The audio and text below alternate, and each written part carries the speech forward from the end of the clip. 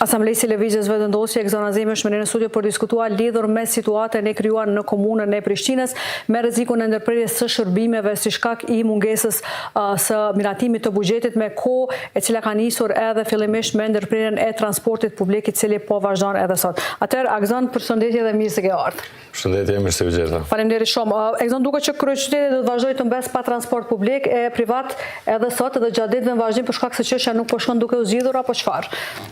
Ky është pra kulmi i problemit financiar të komunës Prishtinës dhe sidomos i problemeve tash sa kohë të shtrezuara në ndërmarrjet publike, në të gjitha ndërmarrjet publike pothuajse.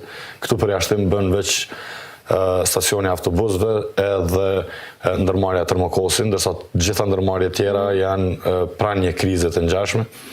Për këto kriza e këto problematika ka kohë që kemi paralajmëru dhe kemi ditë, kështu që për ne nuk është risi kjo që ka ndodhur, sepse ka shumë tërë që kemi paralajmëru një krizë të tillë përkundër paralajmërimeve tona, përkundër ankesave dhe kriza kritika. Apo vjen për shkak të mungesës së buxhetit apo problemeve të tjera tani? Kriza, prandaj thashë shtrezuar pasi që problemet janë të dy natyrave. E para është keq menaxhimi që ju ka ndodhur këtyre ndërmarrjeve dhe e dyta është mandej edhe çështja e normalisht e buxhetit, sepse edhe njëra dhe tjetra janë çështje që ndërlidhen me njëra tjetrën. Jo rastësisht, si shembull, po e përmendi disa herë, në një obor pothuajse mes Dardanisë dhe lagjes Kalabria ndodhen 3 ndërmarrje publike. Njëra prej tyre menaxhohet nga Lidhja Demokratike, në këtë rast trafiku urban. Ndërmarrja Gjelbert apo ish hortikultura menaxhohet nga Partia Demokratike dhe stacioni autobusëve menaxhohet nga Lëvizja Vetëvendosje. Stacioni autobusëve që menaxhohet nga Lëvizja Vetëvendosje i ka mbi 1 milion euro në xhirollogari. Ndërmarrja Gjelbert që menaxhohet nga PDK-ja i ka vetëm 70 cent në xhirollogari, ndërsa trafiku urban i ka mbi 1 milion euro borxhe. Pra, vetë këto statistika flasin qartë se kush ka menaxhuar mirë ndershëm me ndërmarrje publike dhe kush i ka keq përdor dhe i ka pru buz falimentimin ndërmarrje publike. Mos të harrojmë, ne kemi ngritur edhe disa herë më parë rastet siç është ai në ndërmarrjen publike banesore, ku përveç projekte dëmshme që ja kanë grabit pronën dhe kanë detyruar ndërmarrjen të marrë objekte me qira e të paguaj faturat shumëta, bordi i ndërmarrjes publike banesore në vitin 2024 i ka ndarë vetes nga 6 paga bonus, pra udhëhecit të ndërmarrjes, i ka ndarë vetes nga 6 paga bonus, kinse për performancë mirë, ndërkohë këtë vit kanë probleme financiare për pagat e punëtorëve. Pra, kjo logjik glabruese që edhe buxhetin e ndërmarrjes e përdorin, e keq përdorin për mi marrë 6 paga ekstra, pra jo 12 paga brenda vitit, ngritur jo alarmin për këtë? 18 paga brenda vitit. Ne normalisht se kemi ngritur, i kemi bo ftesë prokurorisë dhe organet tjera të hetuesisë të mirën me këto lëndë, mirë po fatkeqësisht edhe prokuroria apo prokuroria speciale, lehtësisht më thonë, është krejtësisht e heshtur në raport me komunën e Prishtinës, edhe pse jam i bindur që kanë informacione të detajuara për keqpërdorimet ndryshme që kanë ndodhur edhe në ndërmarrje, por edhe me të nderë. Megjithatë, edhe ju si komunë Gzan mund t'i drejtoni prokurorisë apo jo me lëndë dhe me kërkesë? Ne si asamblesë, madje unë mandatin e kaluar as nuk kam qenë asamblesë, mirë po edhe pse s'kam qenë në këtë funksion, vazhdimisht kanë ngritur çështje të tilla, qoftë për pagat ekstra që i kanë marrë drejtarët e kësaj ndërmarrje, qoftë për rastin e pronës që është keq përdor. Kemi depunu land, padi, shkresa në gjykat, në prokurori dhe normalisht që e kemi bërë pra krejt atë që kemi mund të bëjmë ne si qytetarë, si aktivist e si asamblesë Lëvizjes Vetëvendosje. Është çështja e prokurorisë të marrë veprimet me njëhershme ndaj atyre keqpërdoruesve, sepse prapë e thëmë dëshmit janë të qarta, mjafton vetëm të analizosh që 6 persona brenda një ndërmarrje marrin nga 6 paga ekstra brenda një viti, ndërkohë 8 muaj më vonë nuk kanë paga për punëtorët e vet, kjo tregon qartë se është një keqpërdorim i madh i cili duhet patjetër të cetohet. Po, dhe sa i përket trafikut urban, tani si mund zgjidhet çështja apo thjesht do shkojmë edhe tutje në këtë kaosin urban që po e shohim këto 2 ditë për shkak protestës edhe ndërprerjes së transportit publik? Dje e pam që pas protestës së parë, ra maska e përparim Ramës dhe u shpërfaq e gjithë tendenca e përparim Ramës, Lidhjes Demokratike të Kosovës dhe opozitës në përgjithësi që të krijojnë një figurë kështu narrative, një gogël që bllokon, në këtë rast duke tentuar ta portretizojnë qeverinë si bllokuese, mirë po kushdo që realisht don ta dëgjoj mirë këtë argument, e kupton fare qartë që kjo është një lojë e subjekteve politike opozitare. Në këtë rast e Lidhjes Demokratike të Kosovës, sidomos dhe e liderit Salimir Abdigjiku bashkë me kryetarin Rama, sepse buxhetin e bllokuar e ka edhe komuna e Gjilanit, edhe komuna tjera. Pra, të njëjtën problematik. Dhe ne gjithë kemi parë që në kuvendin e Kosovës, partitë opozitare në blok refuzuan votimin edhe pse kanë pasur mundësi të zgjedhin vetëm buxhetin e Prishtinës. Pra, kam pas mundësi mos ta votojnë buxhetin e Gjilanit, ta zgjedhin vetëm buxhetin e komunës Prishtinës dhe ta votojnë, por nuk e bën një gjë tillë. Por ata e konsideruan të palegjshme mënyrën se si u procedua në kuvend. E cilësuan të palegjshme mënyrën si që u procedua në kuvend. Dhe çfarë ndodhi dje? Vetë kryetari Rama ftoi seancë, edhe pse është nuk është konstitutuar seanca e kuvendit komunal, mirë po janë përzgjedh asamblesë të ri, ftoi seancë me asamblesë të vjetër të legjislaturës kaluar, pra e thej këtë parim, vetë zoti Rama dhe Lidhja Demokratike në Prishtinë. Dhe këtë parim e thej fal protestës së punëtorëve të trafikut urban. Prandaj po them u shpërfaq zoti Rama, sepse me ftesën që e bërit kësaj seance të jashtëzakonshme, përparim Rama dëshmoi se mjetet vetanake që po i përmend vazhdimisht, që Ministria e Financave e pas ka për obligim mja dërgu në konto komunës e Prishtinës. Ato mjete vetanake dalin vetëm pasit miratohet në kuvendin komunal bartja mjete vetanake nga viti 2024 për vitin 2025. Dhe kur është dashur të kryet bartja këtyre mjeteve? Kjo thirrje seancës është shumë e vëndshme. Ne patjetër se do të shkojmë nesër të enjtën, në fakt, në këtë seancë, grupi jonë i asamblesë do të marrë pjesë dhe do ta mbështesë këtë nismë. Mirë po, këtë përpjekje, zoti Rama, këtë seancë është dashur ta ftoj shumë kohë më parë.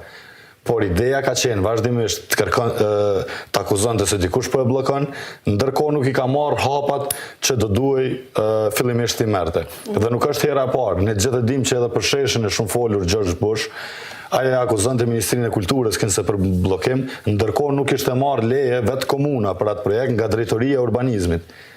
Pra, kjo është hera e disat që vetëm shpërfaqet tendenca e tij e qartë për manipulim dhe tjetërsim të faktit. Pra, ta kemi të qartë vendosja të enjtën merr pjesë në seancë, a është të qartë, a janë të vlefshëm mandatet e atyre që do të votojnë për këtë bartje të buxhetit, apo a keni paqartësi brenda grupit ajo?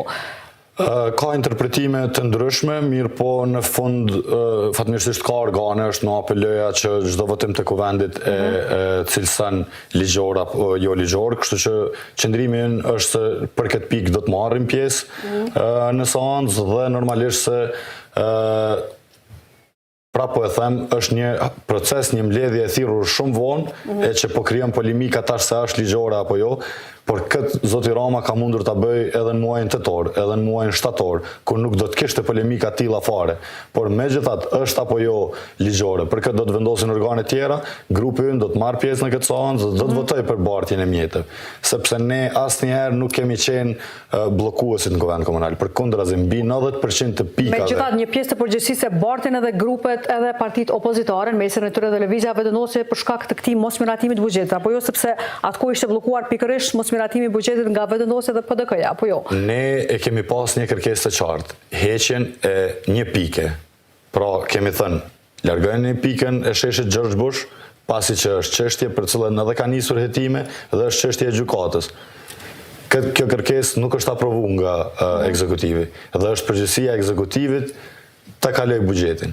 Nuk e ka pas, pra ne kemi pas këtë kërkesë, nuk e kanë aprovu, ne kemi vazhdu me qëndrimet tona. Për bartjen e mjeteve, nuk ka pas asnjë seancë. Për bartjen e tyra vetanake, po pra.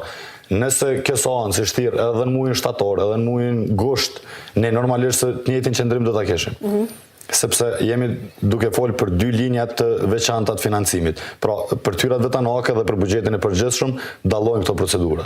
Kështu që ne të enjtën pikë e renditditës do të jetë votimi i bartjes së tyra vetanake, që është obligim. Pra, para se ta akuzonte zoti Rama, do duhet fillimisht ta kryente këtë procedurë shumë kohë më parë. Pse nuk është kryer kjo procedurë shumë kohë më parë? Konsideroni që ka sepse po të kryej kjo procedurë shumë kohë më parë, nuk do të mund dilte ta akuzonte askënd për blokadë. Pra, e gjithë narracioni i lidhjes demokratike të Kosovës, fatkeqësisht nuk është hera e parë që po bëjmë veprime të tilla. Të njëjtën logjik, lidhja demokratike e Kosovës e ka ndjekur edhe në rastin e ligjit për çmimet tavan. Pra, një ligj që do t'i kufizonte ngritjen e çmimeve, sidomos për produktet bazike. Lidhja demokratike e Kosovës, edhe pse ka kaluar kuvendin e Kosovës, e ka dërguar në gjykatën kushtetuese. Këtu janë dy arsye pse e ka bë. E para, ose ka dash që mos me pas kontroll mbi çmimet, rrjedhimisht mu rrit çmimet e qytetarët me u rrit paknacia, ose ka qenë vendimi tyre i sponsorizuar nga rrjetet e mëdha të marketeve vendore. Sepse nuk ka logjik tjetër. Pra, ose po donë që sa ma keq t'jecin qytetarët, e rrjedhimisht kështu rritet paknacia ndaj qeverisë, ose kanë qenë të blerë nga rrjetet e marketeve. Por cila do që është arsyeja... Ose kanë qenë të blerë nga rrjetet e marketet, tani kjo është një akuzë cila do që është arsyeja, të dyja janë arsye të dëmshme, sepse në fund nga veprimet e tilla, me mbajtur në gjykatë kushtetuese me më shumë se një vit ligji për kufizimin e rritjes çmimeve, pra që ja vlerëson jetën e qytetarëve, është definitivisht një ku do në botë do të ishte një skandal i madh. Edhe këto asnjë parti ekstremi djathtë nuk është vepruar kështu në Megjithatë edhe miratimi i buxhetit tani është dokumenti kryesor financiar i një komune e një shteti, i cili aktualisht është i bllokuar edhe në nivel të shtetit, edhe në nivel të komunës. Patjetër, por zoti Rama i ka pasur numrat në kuvendin komunal vazhdimisht për shumicën e gjërave. Ne asnjëherë nuk e kemi bllokuar. Jo mund të merrni pikat e rendit ditës prej fillimit mandatit zotit Rama deri në fund, ne vazhdimisht mbi 90% të pikave që i kanë sjellë në kuvendi kemi votu. Pra është dallim tepër i madh me opozitën në nivelin qendror, që pothuajse s'kan votuar asgjë në kuvend për 4 vitet e shkuara. Ne i kemi votu për mbi 90% të pikave që kanë ardhur në kuvend komunal. Ne i kemi votu në seancën e parë konstituive kryesuesin e propozuar nga Lidhja Demokratike e Kosovës, edhe pse kemi qenë grupi më i madh parlamentar. Ne kemi mundur dhe kemi pasur legitimitetin e plot të kurszojmë, të themi ne jemi grupi më i madh parlamentar në kuvendin komunal në Prishtinë dhe neve na takon. Por për shkak mos krijojmë blokada, të japim me njëherë gjitha kompetencat dhe fuqinë subjektit që ka fituar garen me kryetar, ja kemi votuar edhe kryesuesin e kuvendit komunal.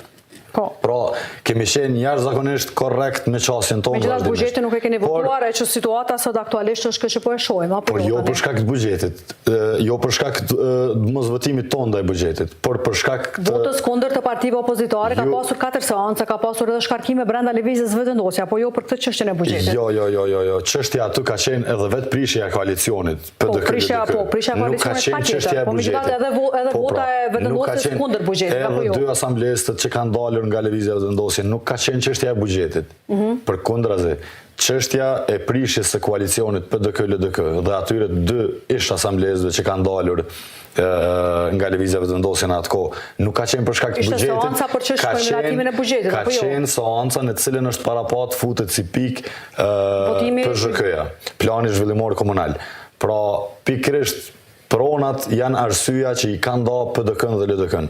Mos marrëveshjet për koeficient në zonat ndryshme të grupeve të interesit e kanë prishur realisht koalicionin e përparim Ramës dhe Orhan Ismailit, që u bën prapë bashk këtë mandat pra në rundin e balotarit. Po, dhe aktualisht cila është situata, mund ta nxjerrë qeveria në detyrë komunën e Prishtinës nga situata aktuale me çështjen e buxhetit, për shkak se po e shohim vazhdimsi 2 ditë radhazi Rama po e akuzon qeverinë për blokadën aktuale, por njëkohësisht po kërkon takim me Kurtin dhe me ministrin e financave. Ka një alokem apo jo të një pjesë të mjeteve për komunën e Prishtinës, a zgjidh kjo situatë? Zoti Rama, për mendimin tim, është gënjeshtari më i madh që mund të ekzistojë në skenën politike, sepse ai e din dhe e ka ditur vazhdimisht se si është mundësia të zhbllokohet kuvendi, përmes kuvendit komunal të zhbllokohet buxheti dhe tyrat vetanake të Prishtinës.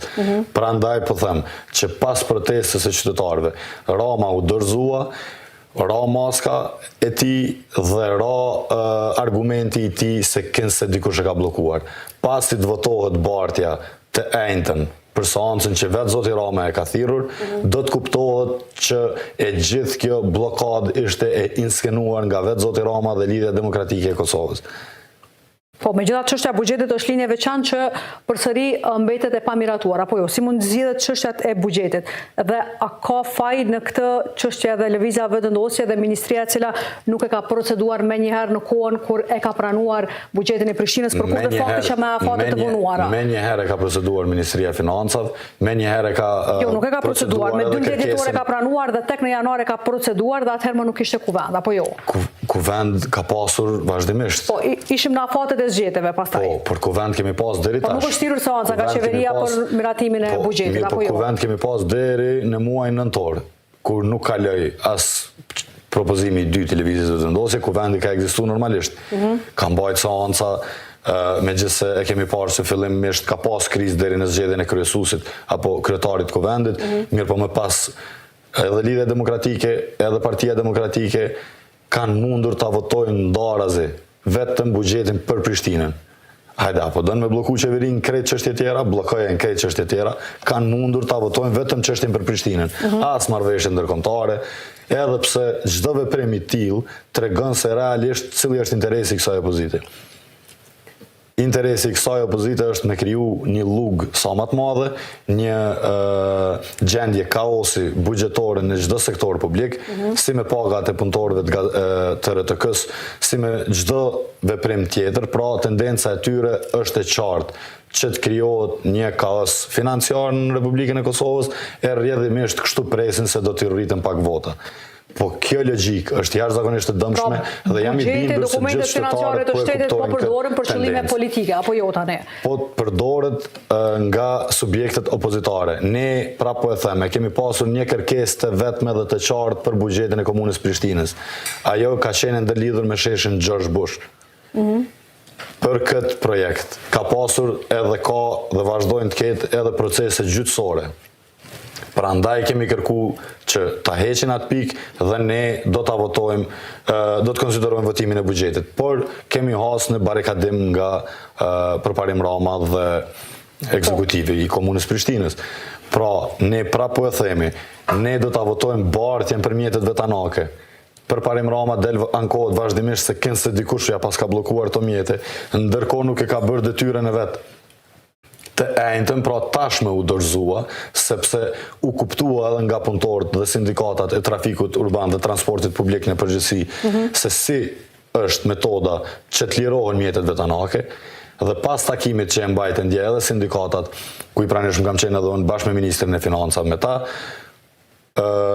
punëtorët dhe protestuesit, pra kanë shku në komunën e Prishtinës, i kanë kërku zotit Rama, e kanë pyet se a mund të bëhet në këtë formë, pra përmes thirrjes së seancës nga vetë zoti Rama dhe aty u dorëzu përparim Rama. Sepse e kuptoj pra se realisht edhe qytetarët, tashmë edhe protestuesit, po e dinë sakt se kush është bllokuesi. Bllokuesi ka qenë dhe vazhdon të jetë vetë përparim Rama dhe Lidhja Demokratike. Po, dhe e gëzon në këtë seancë gjithashtu është çështja edhe e miratimit buxhetit për vitin 2026. Si do të veprojë vendosje për këtë pikë? A keni qëndrim tani për këtë çështje ajo? Sheshi George Bush, pa dyshim se nuk e kemi thënë veç ne, madje e kanë thënë edhe subjekte tjera opozitare, të paktën gjatë fushatës ne e kemi pa dhe Uran Ismailin, që ka thënë se e kemi kuptu që është e dëmshme mbyllja e rrugës George Bush. Kështu që ne vazhdimisht kemi qenë parimor dhe konstruktiv në këtë çështje, përveç çështjes sa duhet jetë shesh apo rrugë. Aty ka pasur shkeljet mëdha ligjore që edhe gjykata i ka konstatuar dhe i ka dhënë drejt 2 herë Ministrisë Kulturës për mënyrën se si ka vepruar komuna e Prishtinës. Ne do të qëndrojmë pas kësaj kërkese dhe për çfarë do nuk ka votë në rast se ky projekt është i përfshirë. Nuk mund ta them këtë pasi që sot kemi pas dite kemi një mbledhje me grupin e asamblesë dhe aty mirret vendimi finalisht. Mirë po çka besoj është që ne do të vazhdojmë ti mbajmë ato kërkesa që i kemi pas, pra kanë qenë kërkesa konkrete që kanë në synim vetëm interesin e përgjithshëm. Ne pra nuk bëjmë veprime siç bëjnë këta, që të bllokojnë gjithçka për hir të pak pojena politik. Pra po e them, ne kemi votu për mbi 90% të pikave në kuvendin komunal në Prishtinë. Dhe për këtë mund bëni kërkesë për çastin dokumente publike, dhe kuvendi komunal i Prishtinës mund t'ja jap gjitha ato. Pra mund t'a gjeni për secilin asamblesë se si ka votuar në secilin pikë. Për këtë që po e thëmë, mbaj përgjithësi, sepse jam i bindun që lëvizja vetëvendosje, dhe kjo është e qartë, gjitha seancat janë publike, janë edhe në kanalin YouTube të regjistruara, kështu që ne kemi votu shumicën dërmuese të gjitha pikave që i kanë sjell në kuvendin komunal, por padyshim që kur kemi pa tendenca për korrupsion, për hajni, normalisht që i kemi alarmu, kemi dërgu materiale e lëndë në gjykata, në prokuroria, në çdo institucion. Dhe nuk mund të lejojmë që në emër të sepse e dini ju shumë mirë që nuk është hera e parë që veprohet kështu, dhe nuk është vetëm rasti i komunës Prishtinës që është vepruar kështu, ku në fund vitit ose në momentet e tilla prodhohen disa kriza artificiale e kështu tentohen të kalohen përmes buxhetit edhe projekte shumë të dëmshme. Buxheti do duhet të trajtohej dhe kjo nuk është hera parë, apo jo që buxheti brenda afateve të limituara sillet në kuvend pa u konsultuar me grupet e interesit as edhe partitë, pra shumë shpesh ka ndodhur kjo. As nuk janë të përfshirë qytetarët. Pra në secilin lagje do duhet të kishte tubime publike nga ekzekutivi i komunës, ku qytetarët shprehin kërkesat dhe interesat e tyre se ku dhe çka do duhet investohej në lagjen XY. Mirë, po praktikat tilla që janë obligime ligjore bëhen vetëm sa për sy e faqe, publikohen njoftime në gazeta zyrtare apo një fletushke vogël në oborrin e komunës diku, dhe qytetarët nuk janë fare të informuar për rëndësinë, sepse jemi duke fol për miliona euro. Buxheti i Prishtinës e ka lënë shumë 100 milion euro. Pra, komuna e Prishtinës ka buxhet më shumë se sa 5-6 ministri me i bu bashkë. Do më thonë, jemi të folë për një buxhet jashtëzakonisht lartë që e kemi pa vazhdimisht tendenca për keqpërdorime. Kështu që ne prap po them, do ta votojmë bartjen, sepse po jemi që të zblokohet kjo situatë, por këtë kërkesë për panim Rama, njëjtë siç e bëri tash me një thirrje urgjente, ka mundur ta bëj shumë kohë më parë, por ka qenë interesuar të viktimizohet duke akuzuar të tjerët. Dhe akuzuron Exxon që zgjidh problemin kjo bartja këtyre mjeteve, janë dikun 35 milion euro, por nëse situata vazhdon e tillë, a këshin rrezik që të ndërpriten edhe shumë shërbime tjera që ndikojnë në jetën e qytetarëve, pastaj kanë direkt në jetën e qytetarëve si kjo çështja e transportit publik ajo? Për këtë nuk mund të prognozoj, por ne e kemi parë të gjithë. Lidhja Demokratike e Kosovës, Partia Demokratike e Kosovës, Aleanca për Ardhmërinë e Kosovës, Lista Serbe, Nisma refuzuan votimin e buxhetit në nivelin qendror. Kjo normalisht që ka shkaktuar pasoja dhe po i shohim ato pasoja edhe në nivele tjera. Pra, por përgjithësit i dim dhe i kemi parë. Vetëdhënuesja gjithashtu ka pasur përgjegjësi, ta formoj qeverinë dhe ta kaloj buxhetin apo jo tani. Në vitin 2000 përgjegjësinë më të madhe ndoshta do duhet ta kishte vetëdhënuesja, sepse kishte numrat më të madh nëse flasim në nivel qendror për të formuar qeverinë dhe dështoj në mandatarin e dytë. Hyt në histori si partia e parë e cila nuk arritet të formoni qeverinë as me mandatarin e dytë. Sepse ne nuk formojmë qeveri për pazare.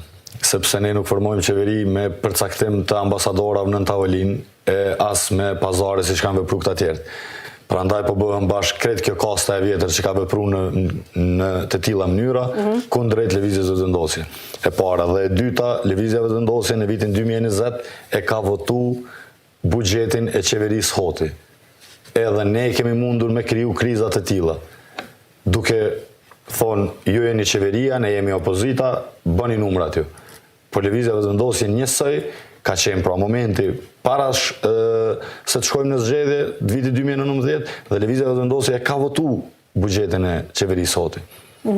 Pra një standard e tillë po e bën opozita, një çështje të tillë bllokuese po e ka vetë opozita, sepse kjo është e vetmja shpresë e tyre se duke bllokuar, duke shkaktuar një kaos të madh, do të fitojnë pak elektoralisht. Por jam i bindur që qytetarët po e shohin qartë se kush janë përgjegjësit dhe kjo logjik e mbrapsht veç do t'i ndëshkojë edhe më shumë. Dhe kretë në fund, Exxon, a keni planuar deri më tani si lëvizje vetëvendosje brenda komunës Prishtinës ndonjë ftesë për ndonjë bashkëpunim, sepse duket që do t'i nevojitet një bashkëpunim brenda asamblesë paktën lidhjes demokratike. A keni planuar ndonjë ofertë ose a jeni të gatshëm, a keni vijat kuqe?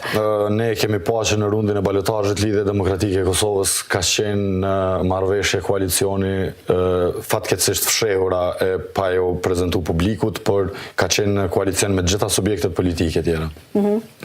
ka pasur bashkëpunim pra me listën serbe, sepse e shohim në fshatrat ku ka serb në territorin e Prishtinës, votat me shumicë janë për lidhjen demokratike, ka pasur bashkëpunim në rundin e dytë, por me listën serbe madje edhe në rundin e parë, ka pasur bashkëpunim me Nismën, qysh në rundin e parë, me AKR-n, qysh në rundin e parë, pastaj edhe me AK-n e PDK në rundin e dytë, dhe besojmë që nuk do ta ketë këtë problem zoti Rama, pasi që një marrëveshje paraprakisht e ka pasur edhe zoti Rama dhe zoti Lumir Abdigjiku, bashkë me Memli Krasniqin, me Uran Ismailin e tjerët, kështu që me konstituimin e ri të kuvendit, ne besojmë që ky koalicion LDK-PDK, AK, Nisma, ETJ ka votat mjaftueshme në kuvendin komunal, por prapë po e them ne si lëvizje vendosje sa herë ka qenë dhe është në pyetje një kërkesë që është për të mirën e qytetit, një pikë, një propozim që është për të mirën e qytetit, çdo herë kemi votuar dhe do ta votojmë. Këtë nuk po e them si një fjalë boshe, prapë po e them vetëm merrni votimet se si kemi bërë në çdo mandat, qoftë këtë mandat në komunën e Prishtinës, qoftë mandatin e kaluar, vazhdimisht kemi qenë konstruktiv dhe shumicën ndërmuese të pikave që kanë ardhur në kuvend komunal i kemi votuar. Po, atëherë Gzon, falenderoj shumë që ishe sot me ne. Faleminderit juve. Faleminderit shumë. Ka qenë Gzon Azemi me cilin diskutoj